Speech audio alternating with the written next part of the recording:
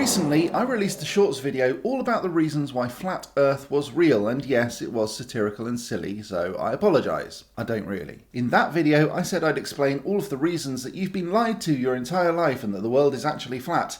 Then I pause and thank everyone for watching. Perhaps you saw it. Anyway, I wanted to follow up with a video where I genuinely do look into some of the arguments for Flat Earth theory. I'd like to point out that while my last video lampoons the whole idea, this video is going to be a bit more serious. They're good at pooping.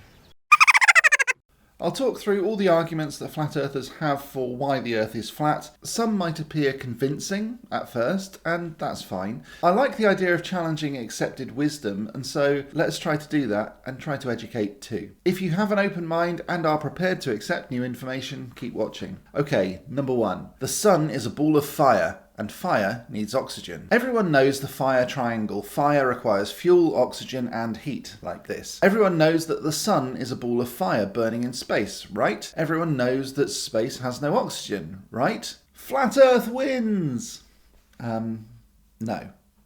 So the sun does burn, sort of. It's incredibly large. The sun actually holds around 99.86% of all of the mass in the solar system, and that's why it's called the solar system, because most of it is the sun. It's around 109 times the diameter of Earth and around 1 million times the mass of Earth. To put that into perspective, if you took a regular bathtub and filled it with the finest white sand you could find and fill it to the brim, then take only a single grain and paint it black with a Sharpie marker, then stir the bathtub completely, that one black grain is Earth and the rest is the sun. So finding Earth in a bathtub would be almost impossible. Okay, so the sun's big, but even big fire needs oxygen and probably more oxygen than a regular fire. And how can the scientists be right and the sun really has been burning for billions of years in space without oxygen? Well, because the idea of the sun being a ball of fire isn't actually accurate. The sun isn't exactly a ball of fire, not really. It's so massive that it has mass at the centre, or the core, and it's got a lot of that mass pushing on it due to gravity. That pressure, combined with the heat, causes fusion of hydrogen into helium and other bigger elements. One of those other elements is, you've guessed it, oxygen. But even then, that's not fire in the way that we understand it on Earth. Fission, or the breaking of nuclear bonds, releases huge amounts of energy like an atom bomb. But it also releases energy when atoms are fused together to make larger elements, and that's called fusion. Both reactions are happening within the sun all the time, making all the elements that make up our solar system, including all of the matter that makes up you. You were actually formed in the heart of a star. You're a star child. Pretty groovy, eh? So we don't need oxygen to have the sun exist as such. The flat earthers' question about the sun being a fireball not only can be answered, but also explains where all of the matter in the universe comes from the heart of stars. Flat Earth theory doesn't explain the origin of this matter at all, as far as I can work out. So 1-0 to globe theory. Number 2, the Earth doesn't look round. Ancient Greek mathematician Archimedes suggested that the area of a circle is the same as a right triangle whose base has the length of the circle's circumference and whose height equals the circle's radius in his book, The Measurement of a Circle. Okay, I know that sounds a bit mathematical geeky. I understand that the globe isn't a circle also, but bear with me. I'll get to the third dimension in just a moment. Before Archimedes, the best way to roughly work out a circle's area was to take the circle and chop it into slices like a pizza. And it's not a bad idea really, because you can then invert half of them like this and make something that looks roughly like a rectangle. And working out the area of a rectangle is a lot simpler, just height times width. You may be able to see a small problem here though. All of this area here, which doesn't quite conform to the rectangle, it's close but not close enough. And for centuries the solution to this problem was simple but time consuming. Mathematicians just chopped the circle into smaller and smaller and smaller and smaller chunks, so that the circle has more tiny triangles, and then, when inverted, they just look flatter. Yeah, you heard that right.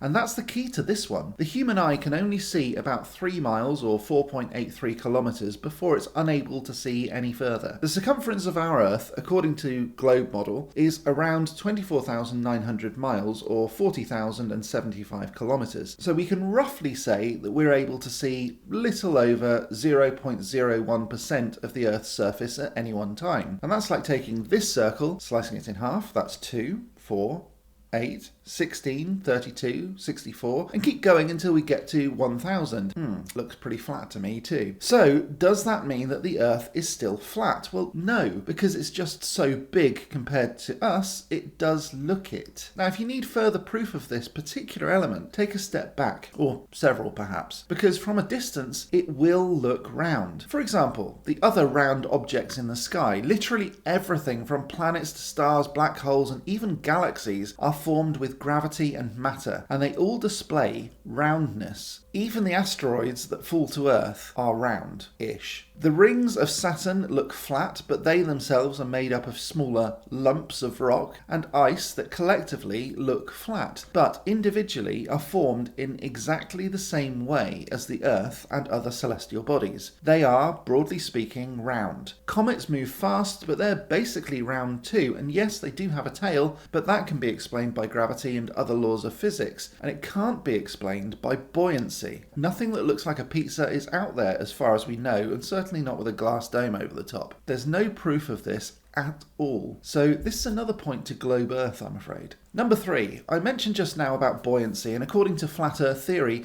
buoyancy can explain why things stick to the Earth. Flat Earth theorists claim that heavier objects are less buoyant and so fall to the Earth. The problem here is the idea of buoyancy itself. The idea of buoyancy and the idea of heavy relies on gravity, something that strict flat earthers deny exists. Buoyancy is a physical property of matter, and it can have an interesting effect. For example, I recently saw a great video from the Action Lab where he explains how to float osmium, which is the densest material on Earth, on a liquid. It looks like it's overcoming gravity using buoyancy, and it kind of is, using magnetism. But before you declare a win for flat Earth, please watch that video. It relies on our understanding of gravity, as well as on density, buoyancy, and magnetism. And if anything, it suggests a globe Earth. Action Lab uses something called ferrofluid, a magnetic fluid that pulls down towards a strong magnet, and that displaces the heavy osmium and pushes it up, because it creates a secondary force that pushes it up and defies gravity, and away from the magnet. It does look like it's defying gravity, because it kind of is, but it's just trying to reach an equilibrium. Interestingly though, look at the shape of the ferrofluid. That doesn't look like a flat Earth to me. It looks round. Are we keeping count? 3-0 to globe Earth. Flat Earth theory also asks about the curvature of the Earth. It makes suggestions of fisheye lenses being used by NASA